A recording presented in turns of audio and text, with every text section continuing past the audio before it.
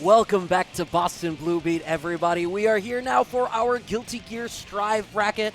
I'm Brad Muse, and as always, I have a lot to say, but first I'm going to say it is great to see you, Dormancy. We haven't gotten to do this in a hot minute. It's been a little while. I'm really happy to be right here next to you. You know, the online spaces are always a blast, but in person it's a different thing. Whether you're playing, just chatting, talking, whether you're running the booth, we are here. We are very much here.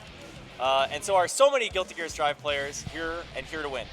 Yeah, and you're pulling double duty because you were obviously just on for the Grand Blue bracket that had run before this. I got the big block today, but it's been great. You know, there was an excellent showing for that game. We're going to see a little bit of crossover. I saw Levity playing some Percival earlier, Leo in the Strive bracket here, and off to the races, high aggression character.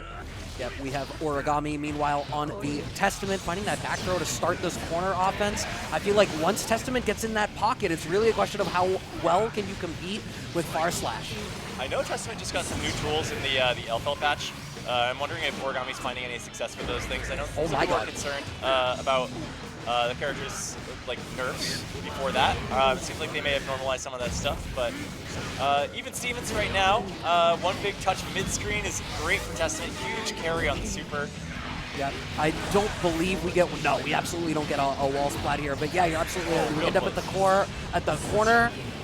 Okay, and yeah, this is exactly the spacing you want to be in. There's only so much that Levity can do against this. You're going to have to spend all your attention on, oh my god. Nice, yeah. Good check there. A lot of people would be really scared off that PIC, but... I'm scared. Yeah, taking the space, Origami, just making sure that nothing is free lunch here, which you have to do against a character like Leo, who's going to try to turn skip as much as possible.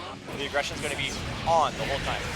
And we should put some respect, right? Origami2, as it says on the overlay, sometimes the second one is more impressive. Sometimes it's Barry Allen, right? Sometimes it's Dinah Lance. Sometimes the second one is the one where it really pops up. Box of Swans. Yeah, the Squeakquel. The Squeakquel? You heard me right. Fair enough. We have the overdrive here for the wall break out of Levity, trying to even this one up. We're going to get that positive bonus. Pretty critical here. We're going to have an RC in the back, and we want it. No, actually holds the FD and resets back to neutral. Fighting their way out of the corner now is Origami. Jump out of the Dark Beast and looking for anything here. Nice. Just the jab. More than enough to do it. And Origami going to hold on to that burst. Okay. Yeah, that round start positioning control out of Origami in this matchup has, I think, been really solid. Yeah, character has some really big buttons. Slow to start, but really powerful as soon as they land. Okay, bursting now. Wants that full screen, but not going to have it. Levity with full burst and full advantage here. Right, we had the low out of the back turn, not choosing to spend the bar for the wall splat there, so no good Oki in this spot. Okay, and just running away, teleporting back in. Too scary to go in on this character. Whoa. Great blocks. PRC though. Hold these alleged plus frames. Yeah, seeing the slow motion swap to stand block as the 2K comes out, oh, that hurts. Feels bad. Ooh, big 6P. Yeah, that hit so late in the jump too. That's a brave spot to hit that, but I appreciate that Levity is trusting their ability to bring it out. Going for the side swap to get the corner position back, so Origami answers back with that burst. Now we're still playing neutral, son. Very clean play so far from Levity, though. Not a lot of gigantic risks being taken. Nice DP. Unexpected DP. I feel like we've seen it once or twice now in that type of range. It's like, oh my god, breaking the ankles. And hard knockdown here, spending a little bit of that meter. Once again, yeah, brutal. That's been that's becoming more consistent here from Levity. It's in that spot where Origami wants to try to turn steal with the Stain State in the back. Yeah. So it's like, nah, screw it. I'm just going to throw out the DP and punish you for it. Yeah, it's kind of a unique spot. I think so many people want to reversal when someone's right on top of them, but knowing that you can whip punish buttons like that, and with the meter there, you only needed, what, 7%? Doesn't matter if it's scaled. Yeah, and I think it's a unique to Leo thing too, because Leo's DP has such a wide horizontal range. I feel like this isn't the first time in this title that we've seen Leo be able to DP in spots where it's like, wow, that's uniquely you that can make that happen here. Levity losing out on that round, still up a game, but now one round apiece here in this game too. Curious to see how Origami is going to answer these uppercuts. You can see that cross through 100 times, it's still so hard to block. Oh yeah. Nice blocks there, though. Oh, finally they hit. And risk cranked just a bit. Scary, maintaining aggression here. spinning the meter, hard knockdown, harder dust. Empty dash 5D RC. Feels bad. 2 games up here for Levity. Origami is, I think, I loved the way they were structuring their game in game 1. I think their mid-range control is really effective, but just the fact that Levity has found this spacing where they're comfortable just going for reversal as an answer. Yeah. Origami hasn't sort of responded to that layer yet, and there it is again. Yeah, and I think it's making it really difficult for Origami to find any pressure because you can get these nice big hits and you can convert. I think Origami's finding great conversions off of anything in neutral, but it makes offense just so scary to play, right? Like that flash trick, always an option. Gear trade.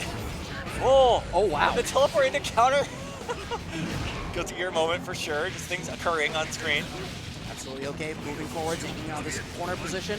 Cross up. It's going to be another cross up again. One. So you had said, no matter how many times you see it, you never expect it. There's one place you should always be ready to expect it, and it is immediately after Leo does it first to corner himself. Yes. No Leo wants to stay in the corner after, so you know your ankles are getting mixed again.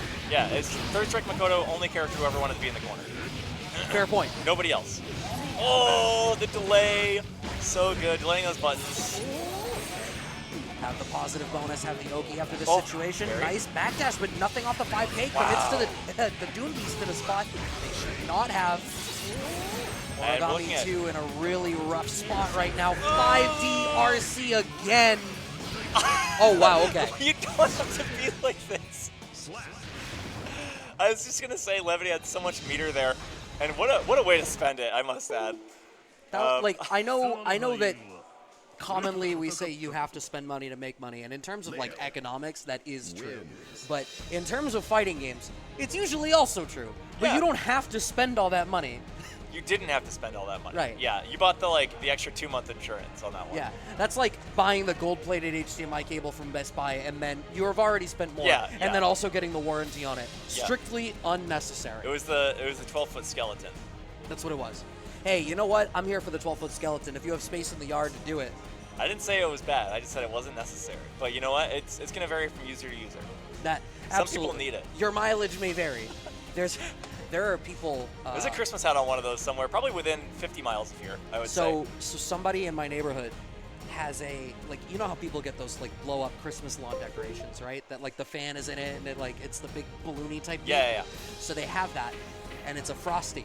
It's like a Frosty the Snowman, but he's lying down and doing the Burt Reynolds. Oh no! And it's like one of the first houses you see. You've been to my house. You know, you turn onto the street. Yeah.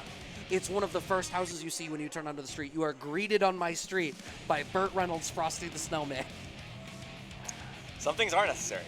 Yeah, sometimes you do gotta spend it. I'm here for it, just like we are here for this top 8, as you have just witnessed. Levity now moving on to the winners finals over Origami2, waiting on the winner of what I believe is to be our next match, Kazam versus SplatoonEnjoyer. Some of these losers matches happening off stream, with MiggityMack having taken it over Bisu and Magnatoon taking it over Nico.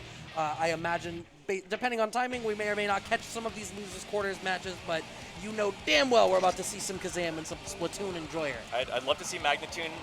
They just took second in the Grand Blue bracket with Nier, new character. Okay. Set play heavy. I assume they play something set play heavy in this game, though there's a lot of options for you if you want that in Strive. But we'd love to see them play a little bit.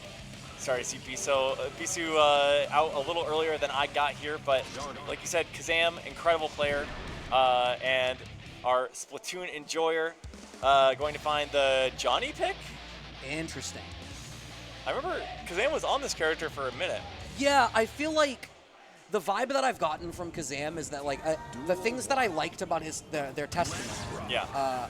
I feel like Johnny can be a little similar, but like more mix-heavy, and I think Kazam really excels at keeping that mid-range control. I see. And what I have seen of Johnny so far is that it's a little bit less control-y in that space in the way that Testament is really effective in this title. But right now, SplatoonEnjoyer is 1,000,000% controlling this corner position, having Kazam locked down. Nice low counter poke to start to make their way out of the corner now. Yeah, kind of full spend on the side of our Johnny here. And Super gonna do a brick of damage. I haven't really seen a lot of this character yet, so it's very interesting. It feels a lot like Johnny did in previous games, but all the animations just sliding a little bit higher depth, you know? Like, it's no more teleporting, just like moving around. You see everything happen. The cards are really cool. I think I don't know how people feel about Johnny in the current metagame. The vibe that I've gotten is that he's fun. He doesn't seem as though he's as dominant. Like, obviously, Johnny is a character who I feel like historically gives people nightmares. Oh, yeah. It was a point of contention, but it depends on who you ask. In Plus R, they only give you as much nightmares as anyone else. But Rev, that was where Johnny was kind of, like, really dominant, really scary. Yes. And even I know that as somebody who was not active in the anime community at that time. Yeah. But, like, if you knew anything about Gear, it was that Johnny gave people heartburn. Yes, exactly. In this game, you know, I mean, Kazam has figured out how to digest the game plan, and it's just like, I don't know. We'll see if anything's really impressive, but it didn't feel like SplatoonEnjoyer was getting really good damage on the board, and it's often really hard to open someone like Kazam up. So the fact that they're able to do that so frequently, it seems like they have a good idea of what they need to be doing in this matchup. Yeah, so and if I recall correctly, I've also not seen very much of Johnny yet, but what I have seen is that you get those guard break situations once you set up the card. So the vibe is, it's a lot of like, you end up in that sequence where you're able to generate these plus frames for yourself into mix-ups. We managed to bait the burst, but we don't actually get the punish for it because Yana's able to start to work their way out. Empty jump into throw, a second one. Could that be it? No, a little scaling there. Guts, definitely a factor. Oh, nice 6B, and just maintaining pressure there. Really smart from Kazam to reverse that situation. Just needs to find any hit. Yeah, I think every time that I've ever seen Kazam play, you know, they have such a great ability to keep their wits about them in the ranges where Testament is really effective, right? Like from the tip of that far slash up to like bringing up that 6P at the last possible second. And I think you can see how comfortable Kazam is adjusting their ground spacing. A lot of like really confident backdashes to be like, yeah, 2 is what it takes to be in the right spot. Calling out the sisters for the wall break. Yeah, I feel like Testament was such a boon for Kazam with the tool set that really like allowed Kazam to play this game in that controlling style. Seeing them play Milia, they were incredible with the character, but it's just like the tool set doesn't always allow for this controlling process. It's evasive, and you can play like a clean game, low risk, but I feel like Testament is just so built for it. No, absolutely. I think the gameplay flow of Testament is so fascinating. And doing a great job here once again. It seems like SplatoonEnjoyer really needs to find that like big whiff punish in the neutral to start to get their own offense going, get the card out, okay, generating a little bit of threat behind the Mistshiner, and now, okay, shooting the that's card not going to punish, right? No. No, but it gives us the lockdown. Lockdown is crazy with that move. Completely locked down. Oh, what are you nice. going to do if that was a 6P there? That would have been great, but you still have corner position, you still have life advantage. You're locked in here with me. Burst comes out here for SplatoonEnjoyer. The teleport in and catches the stray jump, swinging for the fences desperately. Okay, punish with the man. Nice throw. Yeah, the defensive back throw working out that time for Kazam. A quick 2-0 up front. Are we going to see 3-0s on both sides of our winners bracket here? It's looking pretty good for Kazam. You know, for anything that I said about containment, Kazam has figured out what they want to be doing in this matchup. Positive bonus off the burst. And just the way that Kazam is using the mobility tools in Noble 2. Like, they're using teleport in really interesting ways. Almost Dulcimi in a spot of like, yeah, I'm just adjusting my spot on the screen because I'm going to feel more comfortable here than there. But we are seeing that snowbally effect here for SplatoonEnjoyer. Unfortunately, I don't think you get Oki in that spot. No, indeed you don't. So they have to make a high octane play to try to keep the pressure going. And now on the back foot, and this is slowly going to eke away. All right, good to leave it alone there, and finds a hit. Will it be enough? No, scaled ever so slightly. One touch for the round here. Not gonna find it on round start. Big pickup. So much damage. Tons of damage. We get to apply that stain state through the wall again. Burst is on the table for SplatoonEnjoyer. I think, yeah, you probably spend it the second this starts to get away from you just to secure this round. PRC, oh my god, finding the back throw. I can't believe you didn't burst there. Had 50 meter for another sort of momentum swap, too. I was so short Kazam. What a comeback. No, SplatoonEnjoyer commits the burst to try to close the closest round they've had, and they don't actually secure it. Gonna have to slow it down here. It's not worth thinking about your old burst. You gotta get a new burst. And so far, Kazam, looks for the jump out, but finds it coming a little faster than expected, maybe. Wow, I think that was supposed to be a burst bait from SplatoonEnjoyer, but mistiming it a hair, counter hit, almost get a pick up there, backdash. Oh, it hits! That was sick. Looking for the fuzzy BRC, maybe. Okay, a little bit of damage. Right, pressing issue, put in every single one of those spots. Kazam just has that back throw. Pressure behind it, Stain is on. Oh, great jump out, and the pickup too. Not a lot off of it, but like to see those guard crushes, gonna maintain some pressure. Blocks the overhead. Does he Tries jump for out? Too special. Backdash into back throw. Kazam is money, my guy. 3-0. Unkillable. Look at that sliver of life left. Kazam gets to hold on to that for the rest of their tournament run. That was 2 straight rounds of like, do you want to know how important the difference between 1 health and 0 is? 100%. You can see it right on screen. Absolutely. God. That's crazy. Yeah, I mean, like, it's not over till it's over, right? You talk about like, oh, I did a lot of damage to this person. Did it kill? No. Did I win the set? No. But it's that clutch factor. So many people tap into that, like, more and more. It's like a mental guts. Yeah. And I mean, they used to call it the Wong factor. Yeah, but it's not just Justin anymore. Not anymore. And I think that, like, if only we could start off that way.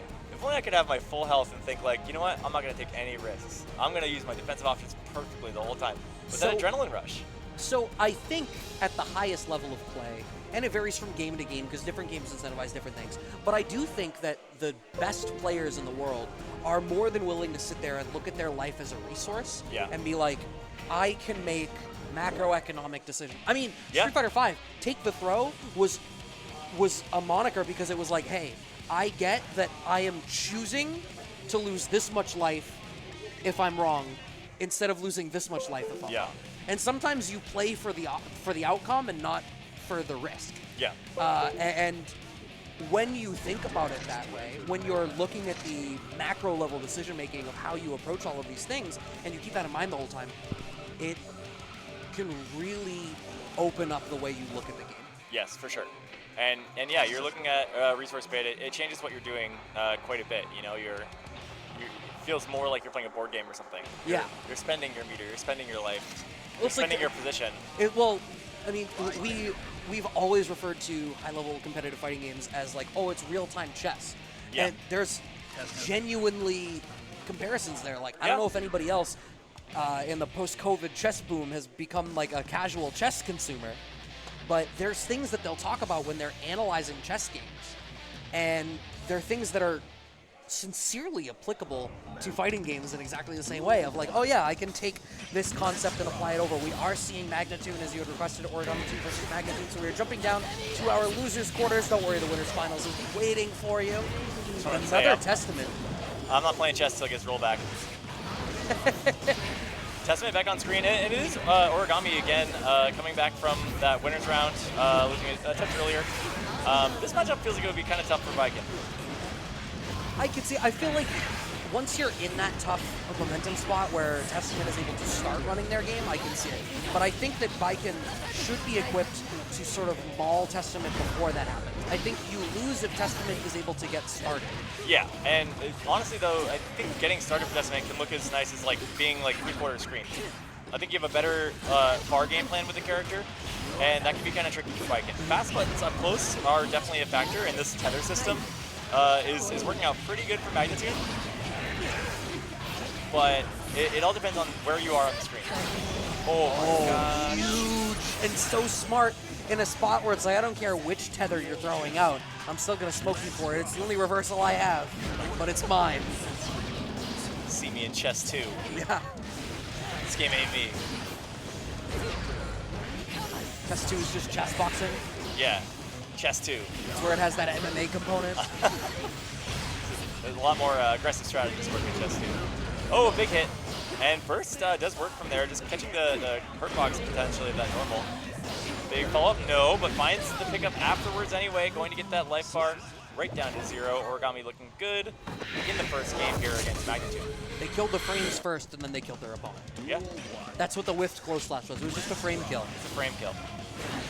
I was building meter. Yeah, I needed it. It was important. I know I didn't use meter in that combo, but I was building mental advantage.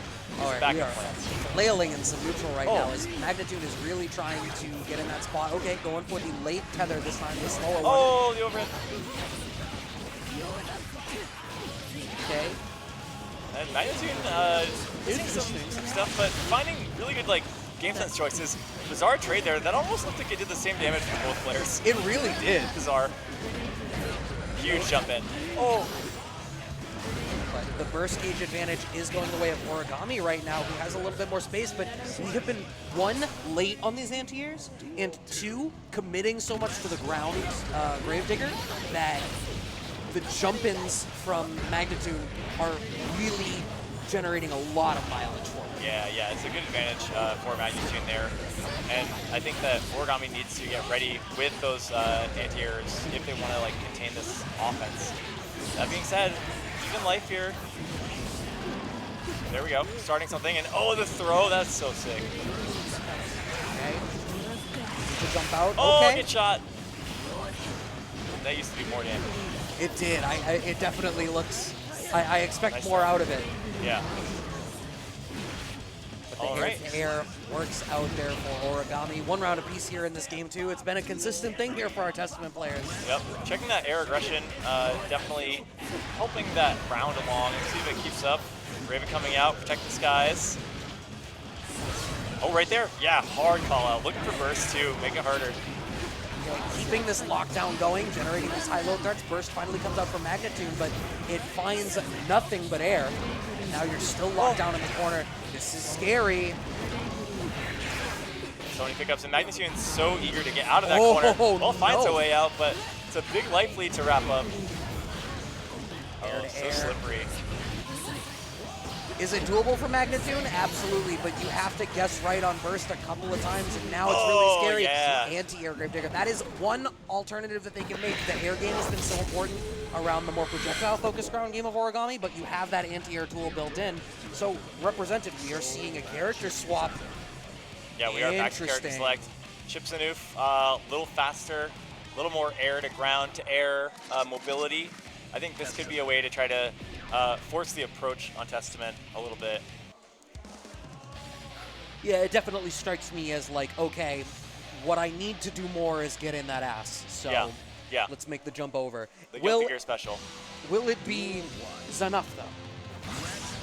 Hate it. I hate myself. I've had enough of that. I'll tell you that. A whiff punish on the whiff 2H, but Origami going unfazed, slowly working our way out of the corner, and this time finding the 6B. Oh, nice burst bait, but again, not finding it. And already controlling the air a little bit more actively here is Origami. It's the adjustment that we needed to see. And bye. The super. No approach, please. I guess this isn't working out necessarily the way that Magnatoon maybe was looking. I think in this matchup, you really have to make Origami afraid of chip damage, and that is not the case so far. Yeah, we're just opening up this throw game. This is looking so dominant. We even have burst in the back. One more touch will do it here for Origami to be able to move on. RC forward, we bait the throw, and that's enough. Just wrapped him right up, sent him home. The backdash shimmy, just breaking the ankles of Chip, which if Chip's getting his ankles broken, then you know you're doing the right thing. Like that's still a character that's supposed to be and wanting you the whole time. Right. If you're yes-anding Chip and making them respond to be like, oh no, that's when like you have ownership of the scene at that point. Yeah. Right. Like you are the decision maker. Sometimes you're the main character. Sometimes you're the NPC. You want Chip to feel like the NPC. The instigator. Yeah. You know what I watched last night? What did you watch? Talking about main characters. I watched this. This is such a non sequitur, but I need to talk about this movie because it's absolutely absurd. Have you watched Willy's Wonderland? Willy's Wonderland? Yes. No. What is that? It is Five Nights at Freddy's starring Nick Cage. Oh, except yeah, I remember this existed. What they don't tell you is Nick Cage is playing a character who was dropped in the wrong movie. Okay. Everything else about this movie is like a B movie, haunted housey kind of vibe, like you would expect from it. Nick Cage is dead ass just a loner, silent action hero badass that dropped in the movie and just wordlessly handles everything. It was bonkers. He doesn't have a line in the whole movie. That might be a contract thing. So I look at it, I'm like, this movie's low budget. They definitely got Nick to do it because they were like, all right, go with us on this. If he has to say anything, it costs more. Right. Like, we want you to be the main character. We don't want you to say anything. Only communicate with looks. And I bet he was like, that sounds really interesting. So, hey, go and watch that when we're done here because we still have a couple more matches for you. MiggityMack and SplatoonEnjoyer will be rounding out our losers quarterfinals to figure out what these losers semis look like. Yeah, we saw Johnny in the way of SplatoonEnjoyer earlier. MiggityMack, I am not familiar with. You got Axe on the screen, but it doesn't mean anything until you press the button, you know? We got to get our buttons set up first. I like the taunt mapped to right joystick. Solid. To right joystick? Yeah. Are they a pad player? It was a pad on the screen. I don't know if that correlates directly, but I don't know. Take a look. See what's the stance, right? This like keyboard stance. You can almost see it on the camera usually. Impossible to tell. I think they could have a pad there. They could. It looks sticky to me. I think the thing is, if they lean forward, it's almost always a pad player. Yeah. Yeah. I don't think you can lean forward with a stick unless it's like a Maz stick and you're on the floor or something. But like, if you're sitting down with a modern day stick, you're not leaning forward. No, you don't want to throw off your center of gravity. No, if it's crooked to the side, then suddenly your down back looking really weird. Yeah. Also, can I point out, only in the green costume where Johnny has dark skin does he have a beard. And I think that's OD. Oh, that's wild. What a choice. Because looking through it earlier, the other costume colors, he did not have a beard. I was like, I had to double check. I didn't think of it for a second. I thought it was just like part of a redesign. But if they're just like, all right, like color 5, you know what it is. Or maybe there's like a costume code or something I don't know about because it looked like the color rendered and then the beard came in. Yeah. I don't know. Somebody tell me. I have not ever picked Johnny. Yep. So I wouldn't know if there's secret goatee tech. He's got those Norwegian moccasins too, Norwegian bluchers. Let's see it. Okay, an aggressive burst gosh. meets a burst back from MiggityMack.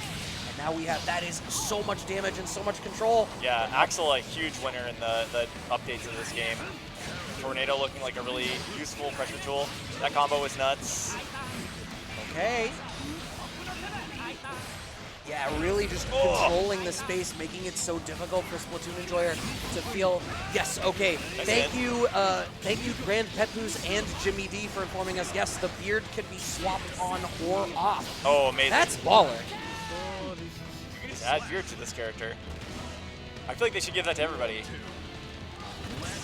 Especially if it's a legacy character, give them a beard option. They always look better. Ryu with the beard's better.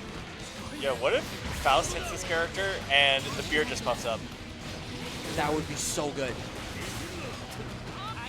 All right, we are trying to find the same degree of control in the corner as we had earlier, but it's not going to happen. SplatoonEnjoyer ends up doing really well. Reversal overdrive comes out from MiggityMack. Nice hit. Okay, and we are back to full screen. This is where MiggityMack wants to be. SplatoonEnjoyer struggling to find ways in, but spending a meter to do so. Nice JK for that early air-to-air, feeling like maybe they were a little bit too committed on the ground, and now they have this corner lockdown. This is huge. There is some burst gauge available here for SplatoonEnjoyer to try to make a play happen. Okay, little punish. Better than nothing. Oh, the schmicks. The day one classic. Backdash heavy. The no cross-up. Everyone's been hit by that before. I mean, I got hit by it there. I got hit by it there too, yeah. It's looking really tough for Johnny to like steal that distance on Axel. And every clean hit, you know, the best zoners play like this, but you get these clean hits and your ender puts your opponent right back to full screen. Yeah, it seems like SplatoonEnjoyer on the Johnny really needs to stay in that cadence of like, I can earn the card, and then off of the card, keep this block string pressure, but like, if Axel is able to block it out and sort of just weather the storm a little bit, okay, had to go for like a longer delay here with a little bit of a throw bait, but we are able to secure the round there as SplatoonEnjoyer. Seems tough. I feel like Johnny is not really getting a lot off of those card setups. You know, you get a launcher, but there's not an elaborate extension. I feel like a lot of characters in this game can find extension off of a clean hit from that card. Instead, looks like a fairly safe pressure. We saw even there through a defensive mechanic that you're still getting dividends off of that. And here we are, Johnny back in the corner. Deal him. Yeah, we do get a pick up there, but oh no, I think that was a combo drop. Maybe needed to wait a little bit lower in the juggle state. MiggityMack is able to get this pick up. Still trying to fight their way out of the corner. We block the overdrive this time, but you still are at a life deficit and a round deficit. This is still scary. Pick up from SplatoonEnjoyer. That's going to be one game apiece. Nice. The big belt. Next to the little belt. Square Enix school of character design. Yes, absolutely. Looking like Tetsuya Nomura. Yep. Thank you, Nomura, for all you've done. All the buckles. Oh, that's a great hit. Okay. And just fine positioning here. Stray hits back and forth. Nice combo. There's not a lot coming of these stray hits here from MiggityMack, but as long as they're, even if they're up against the wall, as long as they're able to make SplatoonEnjoyer need to spend their life to get in, this is not that awful. Finding the 2K, bringing up the tornado. I'm surprised we haven't tried to cheat out a way out of the corner. There it is, but we're smoked on the landing frames because the JK whipped. Back to neutral, but at a life deficit now with plenty of resources on the side of SplatoonEnjoyer. Oh, the command throw. And doesn't find the hit. Time freeze, okay. Oh, you're dead, yeah? No! Weird scaling there. Spends 50, has burst. Does not have it. So I mean, one hit away, no real combo there. Not sure what they could have done with it. Oh! Is that 60 round start beating 5K? Oh, that jump 5K too. It's a nice air-to-air, really smart choice. Something we haven't seen represented from MiggityMack so far. And again, just full screen pressure. You take that chip damage, you're happy to have that. You know, they're still blocking on the far end. Okay, managing to get out of the corner, plenty of space, sending up in the exact perfect spot. Oh, 2S, nothing really comes of it. Fadeaway jump kick too, blocked. Yeah, it's feeling more and more like SplatoonEnjoyer is having to commit once they have that tension. It's like they have to throw the card just to represent it as like a projectile tool to get through the neutral. Yeah, and the result of it is MiggityMack is taking less risks once there's tension on the board. Team's up to 1 now on the side of MiggityMack. SplatoonEnjoyer was finding some success with like full screen super to check some of those options. 1 or 2 of those went off in the set so far, and really able to make something happen in that corner. But in the meantime, it does feel like kind of fighting for one's life. Scary. But that was a hard commit to additional overhead options there, but SplatoonEnjoyer was ready for that back throw. The tornado keeping them covered. We heard you like Rashid Super 2. Yeah, a bit of burst thirst, gonna cost Splatoon their entire offense right there. And now we're looking at a good spot for MiggityMack. Oh, the tornado working out as a little bit of a spacing frame trap there. 2K pickup counter hit. Nothing really comes of it, but very little life left, caught out by the command grab, and it is set point here for MiggityMack. Every time I say it, I want to like go into something after. That time was like MiggityMack, don't talk back. Yes, no more, no more, no more. Hit the road, Mac? I see you, Dustin. No more. Okay. Damage on the board. We are not full screen. BRC does find a hit on it and capitalizes. Nice ender. That looks like it was grounded. I'm surprised that that confirmed. Yeah, needs that Oki, has to commit in that spot, but no, back throw, okay. Gonna end this in a spot where we're not worried about burst. Actually getting the wall splat and the wall break after it, but we're so comfortable playing neutral here. Burst gets baited though. That was definitely a stress burst. Saw the dive, counter hit, had to press the button, and they're looking at a whole round without it now. Yeah, good opportunity for SplatoonEnjoyer to reverse the situation a little bit, put a game on the board. Finds a clean hit, no follow-up, and we are looking full screen, but we've seen this reversed very quickly before. Burst out, and again, full screen. Not the place you want to be, but that is kind of the place you have to go. There we go, nice. Okay, wow, actually low profile, the slash there out of SplatoonEnjoyer. MiggityMack looking real comfortable right now. We have enough burst gauge there for some of the extensions. Not that we're really seeing them represented here by Axel. Oh, there we go. Yeah, having to use that overdrive once again as a projectile tool, but we get the card set up. We get a pickup, but we're not quite in range. Moving forward, yeah, having to use the burst defensively. And just looking for any hit to do it. Oh, and finds it. MiggityMack closing that one out and is going to get the opportunity to move on and play against Origami2. Pardon me as I was leaning forward. I have the bracket open on my phone, which I'm sure you guys can find if you want to follow along by putting !bracket in the chat, or maybe our stream producers will put the top 8 up for you at some point or another. We'll have to see. But yeah, it's very possible. Exclamation part Maturino will also bring up some interesting details for you. There's a Maturino page, as I'm sure you're all familiar with. Any clicks through that to send the code through will give us a little bit of money towards our pods tonight. It all adds up, so please take a look. It's easy to do, especially in between these games. We have nonstop action for you in the middle of the game, so now is the best time to click through and donate. Yeah, I know from experience that it is faster to go and claim the code than it is to finish giving the spiel about claiming the code, because I regularly find myself doing it while telling other people You've to tested. do it. You've got the stopwatch out at home. I do. Yeah. I have. It's on the watch. I'm like, okay, there's the timer, and okay, new PB on Maturino code claiming. But hey, those codes, if you don't claim them, that money just disappears, right? Like Maturino puts it up, it just goes to the next tournament. So if you want to see the people you're watching get paid, it's a couple of clicks. Just an easy thing to do. Go and do it. And then you don't have to listen to us anymore if the codes are gone.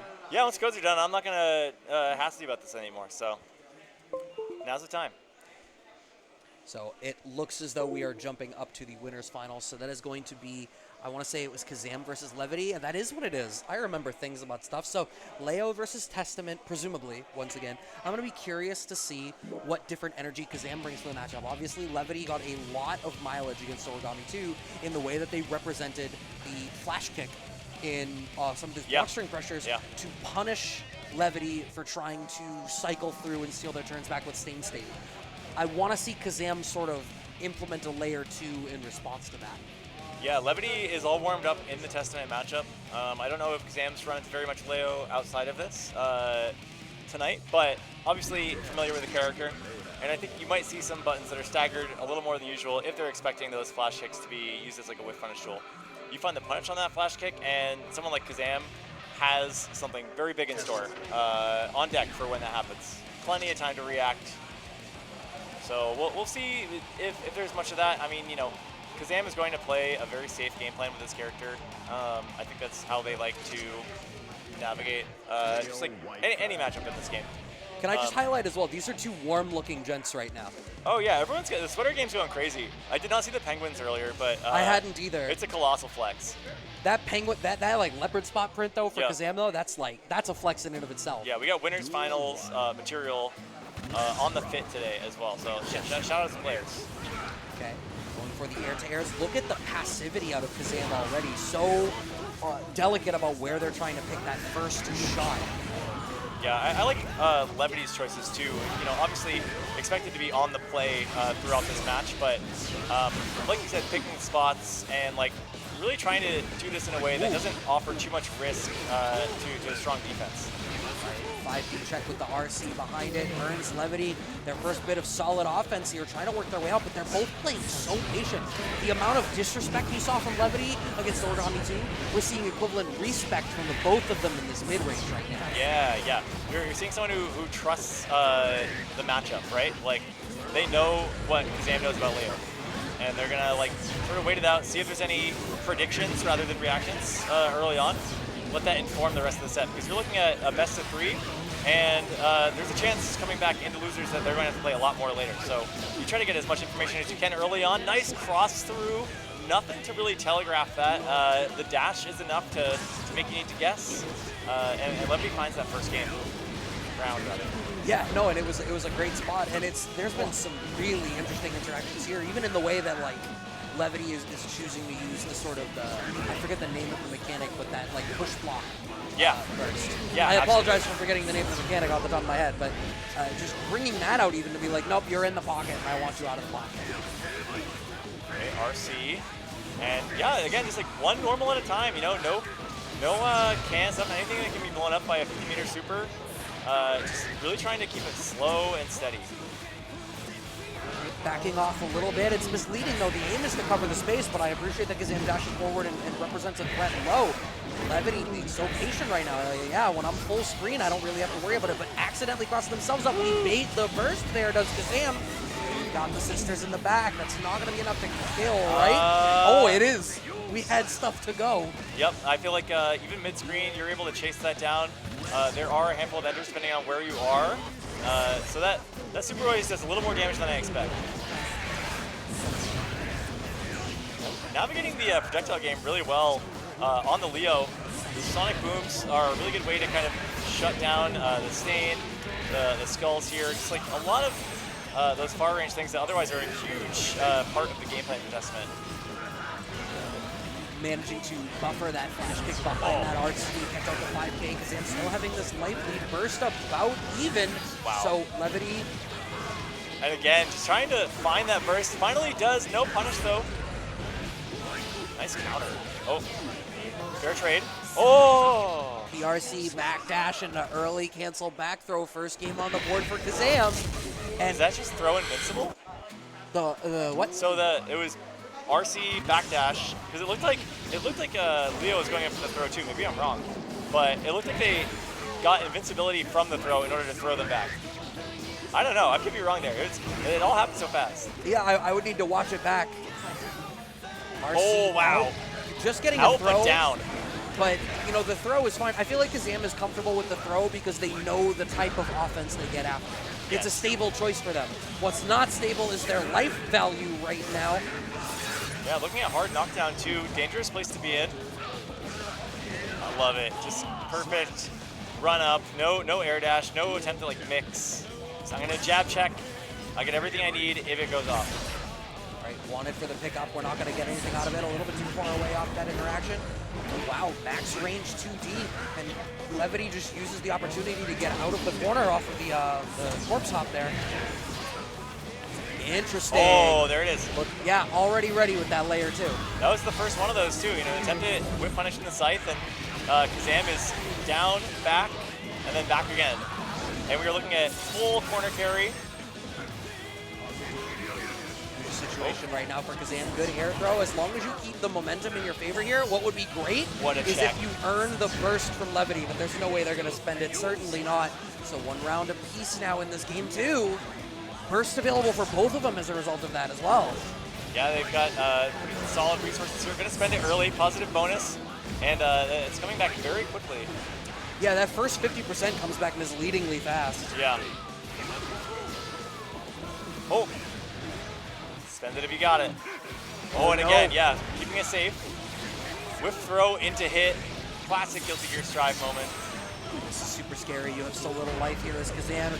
I was about to say you only get to make one mistake, but that wasn't even necessarily a mistake. It was just kind of died. Yeah, I feel like Levity's been going with the no mix, just dashing right up. You know, you don't need to be worried about which way you want to be mixing your opponent. They're guessing about you. So right up front, it's perfect. It's the same as crossing up at this point. Backing off, and you can see Kazam is really trying to play around those flash kicks. It's like, yeah, I recognize you're bringing that tool in, but I like that Levity is already being like, no, I'm going to wait an extra second because you started backdashing. We do find the wall break here for Kazam.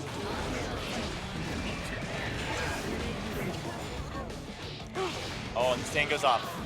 This has got to be enough damage to kill.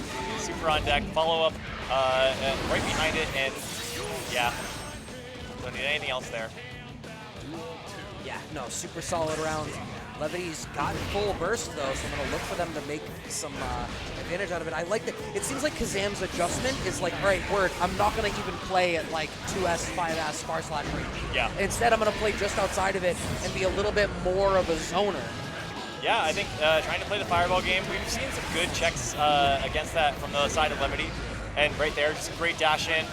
But it is working out, and it's working out a little bit better than that mid-range game. Well, I think the reality is we saw Origami trying to do it, but I think Origami was a little bit weaker in the anti-air department than Kazam has demonstrated themselves to be so far today. I think you're right, but look at the chase down on this. No more zoning until further notice. Okay, we are back to full screen here. Nice but block. Levity ready with the Sonic Booms, just checking that game plan. And negative bonus too, a little scary. Yeah, that's one of the difficulties of playing this style here for Kazam is you do run the risk of that negative penalty, but thankfully ended up either deliberately or completely by accident, ends up in a spot where they can't back up anymore, has to stand their ground, and it works out for them. 2-1, staring down the barrel of grand finals on the winner's side. No stranger to that, though, is Kazam, and an early burst here in Game 4. Good nice throw. Bringing that throw online is going to be huge. I think the run-ups have been really strong from Levity. Oh, okay. Trickery. But in check, though, again, Wow, standing baited. at that range where it's like, yeah, I get it, I'm going to play a fireball game, but I know you want to bulldoze through. Really tough. The wall break, Stain online, and it pops. That's going to be set point for Kazam. Kazam is so great at recognizing that when Stain is on, they get drastically more mileage out of much safer options. Yeah. Like IAD back falling jump slash is like a purely controlling tool, but if Stain is on, you actually get combo for it. Yeah, yeah. Stain really enables a lot of these like fadeaway jumper style normals for Testament, who is staring down a trip to grand finals here. Off a few clean hits. First is online. You gotta do it, but what are you gonna do after? Like there's not a lot of ways around that. I think you have to delay your burst or pray. Neither one worked out for Levity in this winner's finals set, so they'll be moving down into losers finals. Not unlike chess, we borrowed the term checkmate for a reason. Sometimes you just end up in a spot where it's like, yeah, no, this is forced. This is forced mate. You either burst and die, or you don't burst and die. Great choice. I would burst. You don't want to die with your resources, do you? See, I feel like I'm the type of dumbass to go, I'll burst on the second hit. Yeah. No, I mean, and then like miscalculate the damage and die to the second hit and be like, oh, whoops. Yeah, yeah. That's me. I hear you. I think at that point I'm shooting for the delayed burst, but it's not going to work out that way. I panic. You know, I'm in there, but I don't want to be, buried in the pyramid with my burst. Yeah, no, certainly not. I mean, like, it's embarrassing. You can't take it with you. Yeah. The pharaohs were wrong. Yeah, it's like being buried in like a clown costume. Yeah.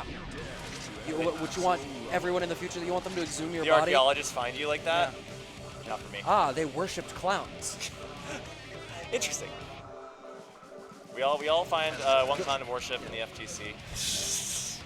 Who's your clown? I'm not gonna ask you yours is. You don't ask who mine is. No, I just did. I gotta think about it. I got clowns I don't worship anymore. That's a given. I gotta think. Who's the clown I worship? I gotta think.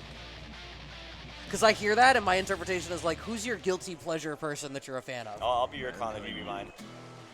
Sounds good. Although it does sound a little bit. Where am I thinking of? Suggestive. Suggestive. Okay. Well, if anyone's shipping that at home, go ahead, send me the fanfic. I'll edit it for you for punctuation and all that. I will retweet the fan art. I'll be disgusted when I do it, but I'll retweet the fan art. Probably. Big asterisk. I reserve the right not to retweet the fan art. I'll probably retweet the fan art. I'll retweet it. I'm shameless. I'm gonna be aghast, but I'll retweet it. Some users find this content sensitive. I'm one of them. Do you? I'm one of them, but you're right to do it. Look, if I said I'd retweet it, you can't put it on Twitch anymore. That's true. That was a fun 24 hours. Oh wait, is that over? Yeah, they rolled that back immediately. It was a good run. They were like, we didn't consider that when we were like artful, tasteful nudity was allowed, that everyone would just start drawing nudes. They were like, damn, y'all really draw some graphic stuff. I love being online. Okay, Axel versus Testament. Now this is going to be interesting, because like they both want that mid-rangey control type of thing. I think Testament snowballs better than Axel does, but I think Axel can exert more control at the range where Testament wants to get started than a lot of the rest of the cast can. Oh man, an early burst bait on the side of Origami though. I think Testament has to play the beatdown in this matchup. I think that the Axel buttons from downtown are just a little bit faster. And so you need to find a way in. You need to jump over a low normal and get your pressure going, because Testament really does have good pressure once they get started. And Axel does too to some degree, but at this far range, your sight just is not as long as the kunai there. They're trying to work their way in. Oh man, thought they had more space to try to continue to press the issue. Jimmy weighs in the chat. Thank you. This is a horrific matchup for Testament. It is hard to keep Stain on. Yeah. And I was going to say, you could actually see that immediately there, because they started to be in that pocket where I'd expect Origami to be able to really start to press the issue. And stylistically, Origami's very willing to continue to press the issue to try to reapply Stain, but 2P is just such a big threat from so many far ranges. Look here, I mean, they can't even get out of the corner, but they're not being pressured in the corner. They're being pressured from the other side of the screen. Mm-hmm. They have nowhere else to back up to because they're on opposite sides of the screen.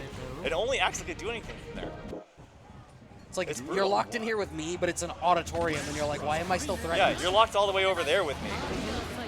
And it's tough. I mean, yeah, right here, Dark Beast, not a bad idea to try to check some of these far plays, but you don't really get too much off of it. A little backflip back into the corner, and I think Axel is happy to be just that much further away from you.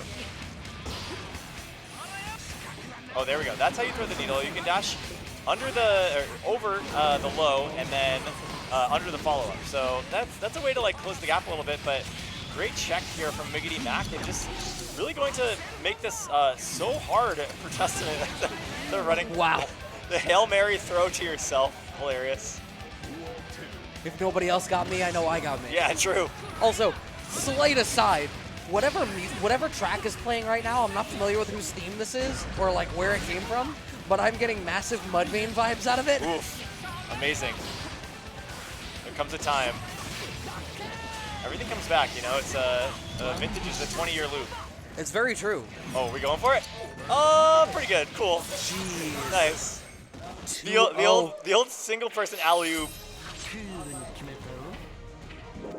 Wow. All right. That's a pretty definitive 2-0 so far from MiggityMack. Yeah, it's definitely a puzzling matchup. I think you really have to get aggression going, and that's the only way you're going to get stained. Oh, and you burst there? That's got to feel horrible. Yeah, I mean, in range, and I feel like in all of these spots, Origami is just getting so antsy to try to be like, all right, Stain is on. I have to get something started for it. And then they get counter hit and smoked. It's tough. It's like, you know, it feels risky. There's a lot of counterplay to that approach, but at the same time, they're kind of right. Like, they do have to get in there. They have to get the damage on the board. Here we're seeing it. Burst on deck, and it is going to come out. Waiting it out, sending out the tornado. Oh my god, that poor bird. It's like the cows in Twister. Right? Oh, you got mixed. Wow, that picks up. That's crazy. All right. Tournament, I'm sorry, set point for MiggityMack. I jumped forward like 2 sets. Yes. That's how dominant this was looking. It's looking good. Okay.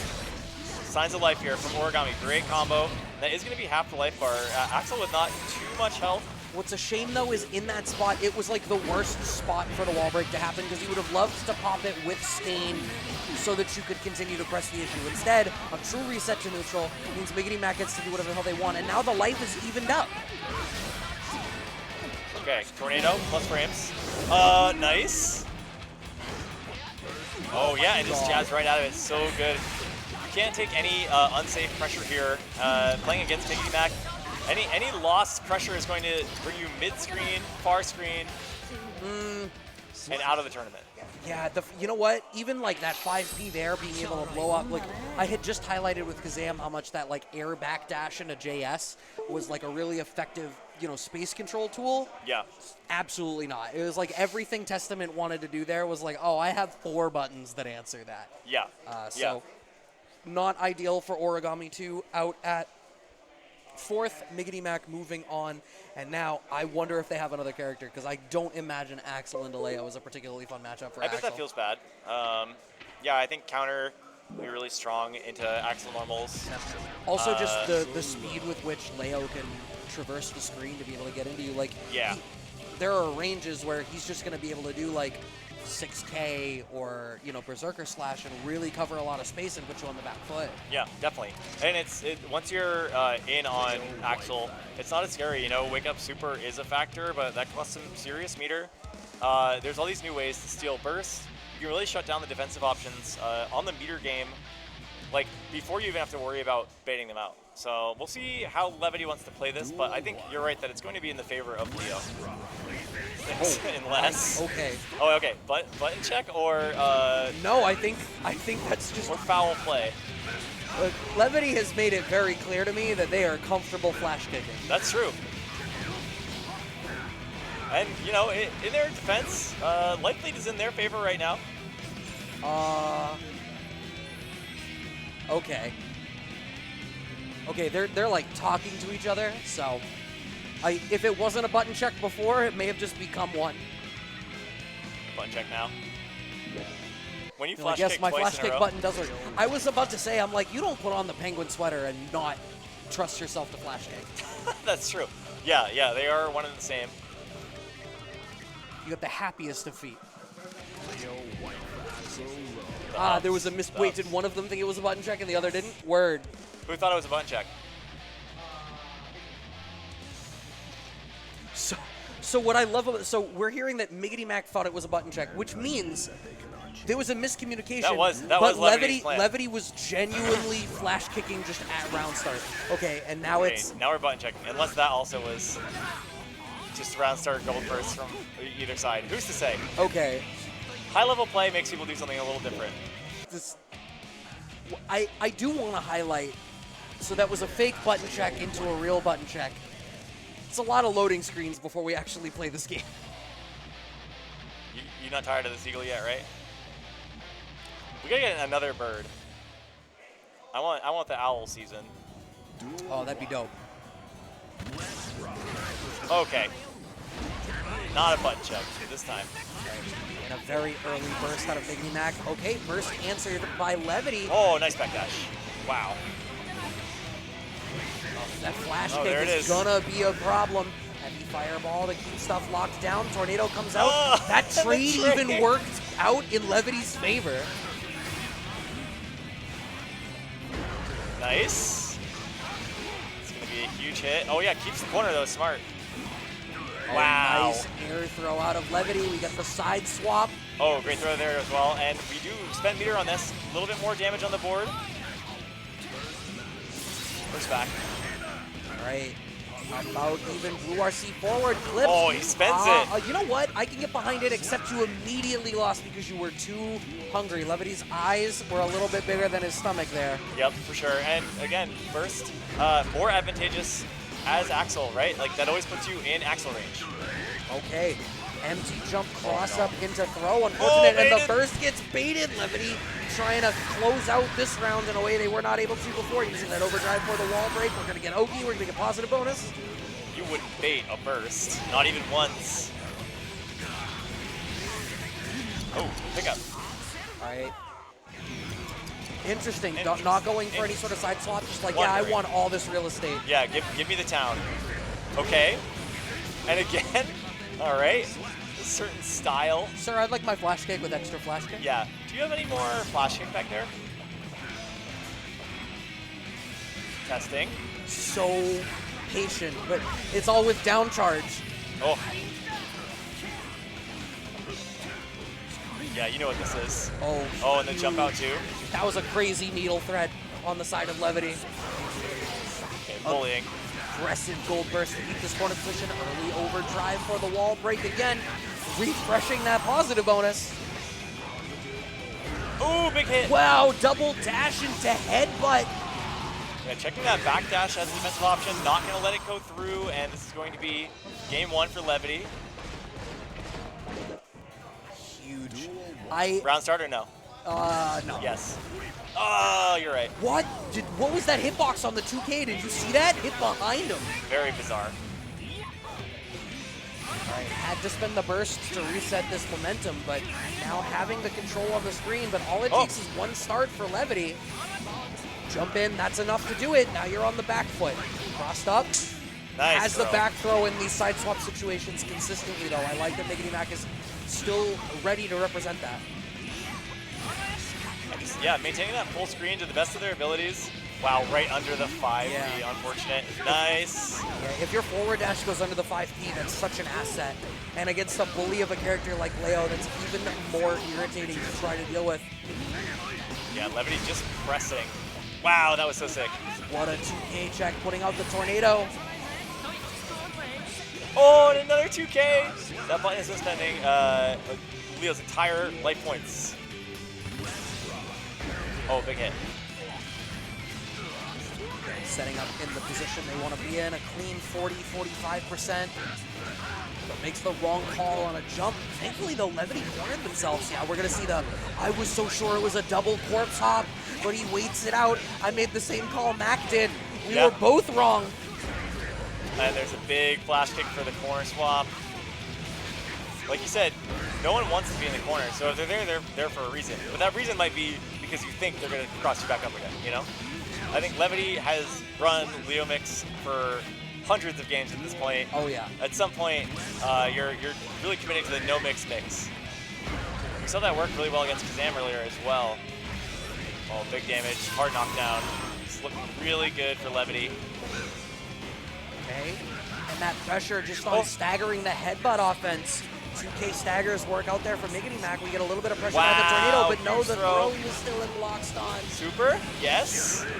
Is it gonna kill? Oh, yeah. Sliver of life left, but scaling be damned. We're looking at up 2-0 for Levity. And we're loading right back in. I almost wish MiggityMack would take a moment and sort of reacclimate, because I feel like there's a lot of choices they're making right, but it's been so snowbally. I feel like you need to figure out what the mistakes you're making are. Like, pick the biggest mistake you're making, and then deal with it. I feel like maybe it's getting jumped in on. Yeah.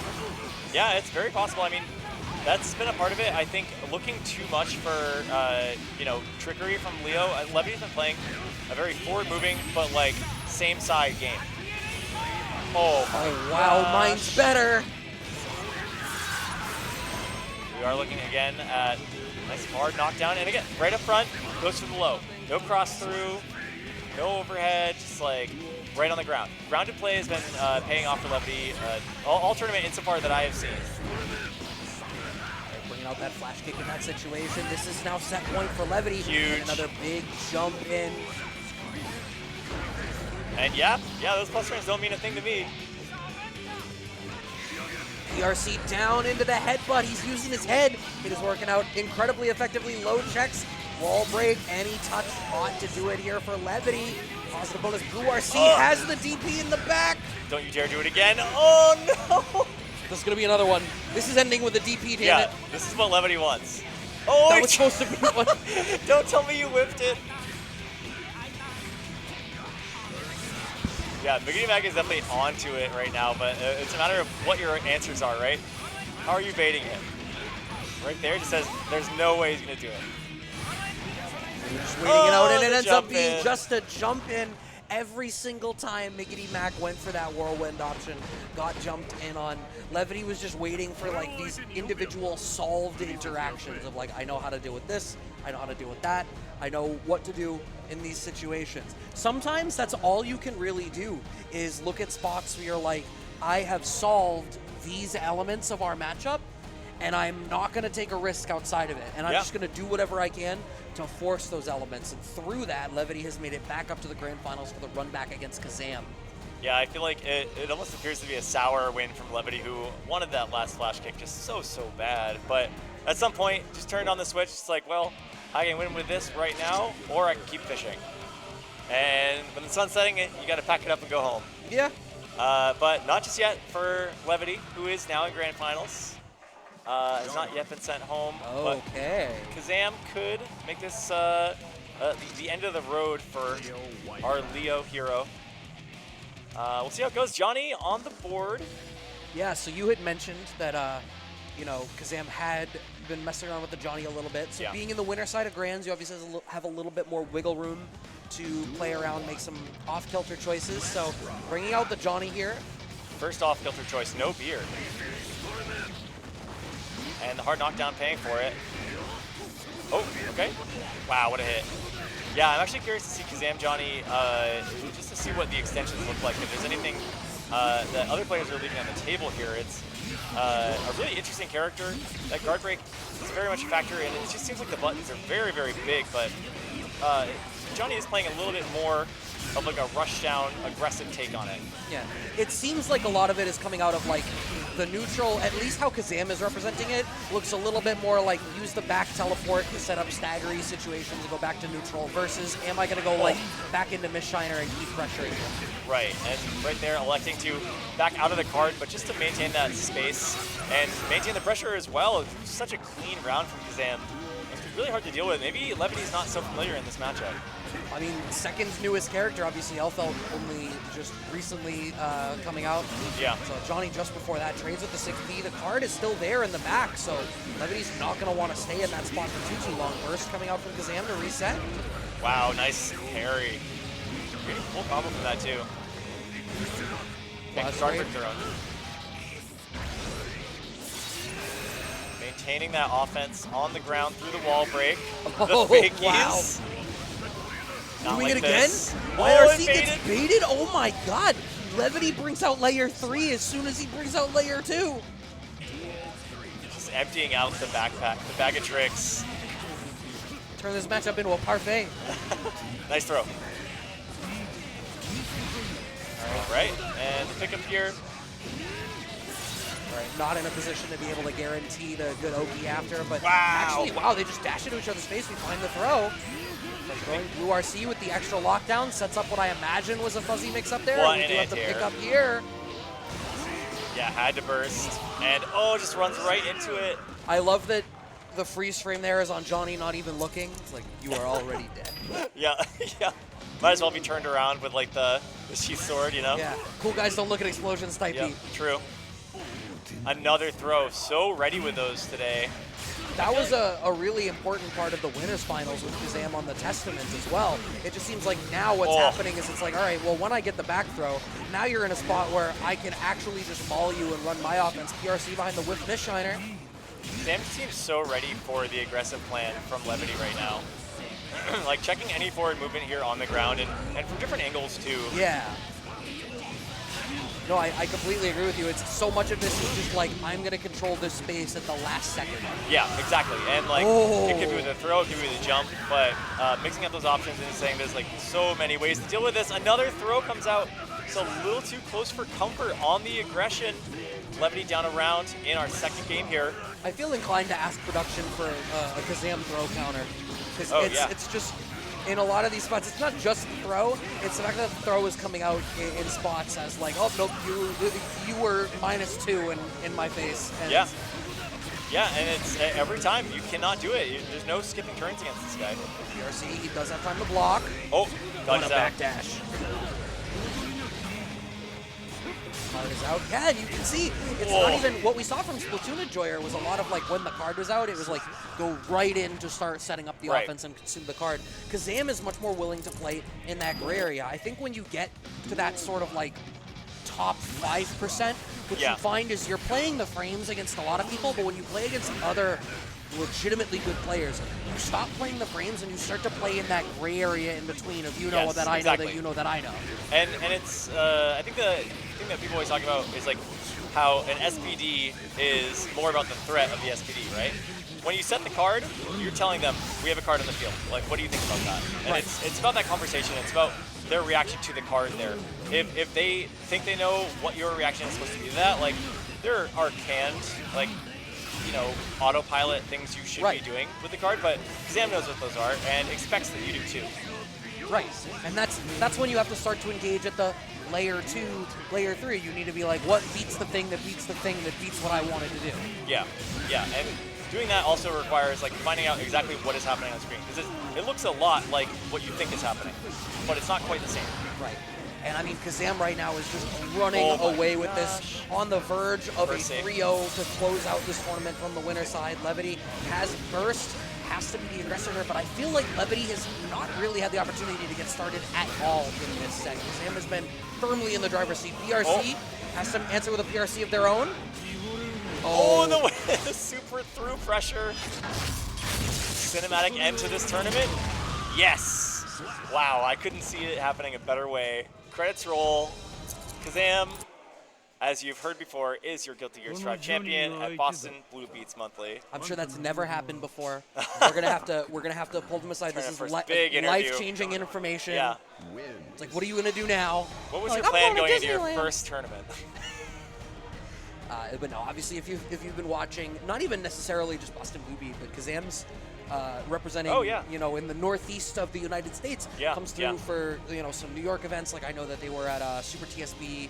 They'll come through for stuff over in Brooklyn. They were, I think they had a decent run at ECT this year. So yeah, really strong player. And yeah, getting out there for events, but like someone to watch out for. You know, it's every time anyone enters one of these things, they're always looking at their pools and they're like looking for the big names and like the little flag for Japan, and they're like scared to death for someone they never heard of. Right. And then they're like, Kazam, they're like the Shaq movie? Like, that's free. You're wrong. You're gonna see yourself in losers very quickly if you run into Kazam and bracket. So be aware. If you want to play against them, you can always come to the monthlies here, potentially some of the weeklies. Got Guilty Gear Strive on deck if you're a fan. Thank you for watching. Match arena codes may be left up. Please check for me. Please press the buttons if they are left. And stay tuned. We got BlazBlue CF coming up soon. Yep. If you watch Boston Blue Beat, you probably know that they're fans of BlazBlue. Yeah. So am I. Oh well. Awesome. I'll watch for a bit, but definitely excited to see through the rest of the evening. And it was awesome to get to do this in person with you. It's been so too nice. long. I know. I miss the big comfy chairs. I miss Yeah. you next to me here. That's for the people shipping us in the future, as we've established. But yeah, it's been a treat. The first fan art needs to be one chair with just the two of us. And we should bet when someone draws it, whoever is on the lap gets $5. Wow. Okay. Or donate $5 to the Matcherino pool of our choice. I'm in. Yeah. It's a gentleman's agreement. Okay. All I got right, $5 for you. There we are. All right. Stay tuned, y'all. BlazBlue is coming up, so keep it locked and loaded. Go get a beverage if you need to. They have to switch over consoles and all that other TO stuff. Yeah, you got 10 minutes plus to run around and enjoy yourself before we are back in the game. So thanks for watching. I'll see you next time. And I'll see you in the crowd. Bye. Bye.